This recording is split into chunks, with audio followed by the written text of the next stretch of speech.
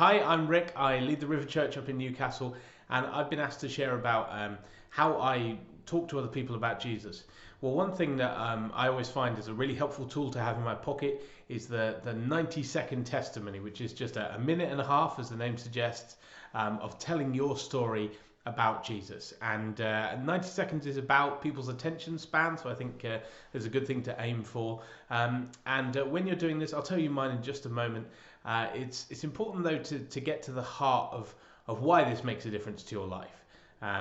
The philosopher and inventor Pascal, he said that if people don't need to be shown why the gospel is true, you can prove the resurrection historically, but really we need to show people why it's important to their lives before we demonstrate, the historicity of the thing.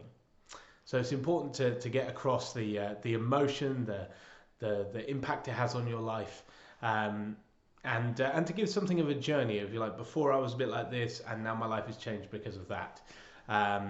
So here we go. Here's mine. I'll give you mine. You can set your clocks. I'm not going to time it particularly, but I've done it a few times.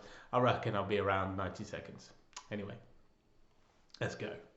So I grew up in a Christian household. I always had a concept of God, and I knew that Jesus died and rose again for our sins, and that I could believe in him, and that was available to me. And so I did when I was about 5, and I grew in my relationship with him. I grew in prayer, praying in English and in tongues. I expected God to move, but it wasn't until I was 17, 18, and I was actually playing Jesus in a school production of Godspell, and we were doing the technical rehearsal, which is when the actors have done all their rehearsals, and now it's the turn for the technical team to get the lighting and sound right, as the actors are left hanging around.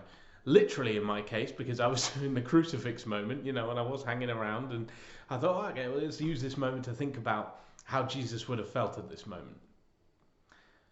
And it was the first time I really sort of understood that Jesus didn't just die and rise again in one fell swoop, but rather that he died. He full on died. Pain, suffering, everything humans run away from at every count, he went to the cross for, and he did that for me.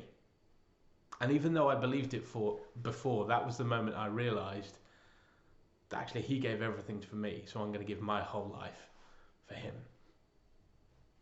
There you go. I don't know if that was 90 seconds. I'm sure I'll get some feedback on it, but it's been wonderful to speak with you. I'll see you soon. Bye.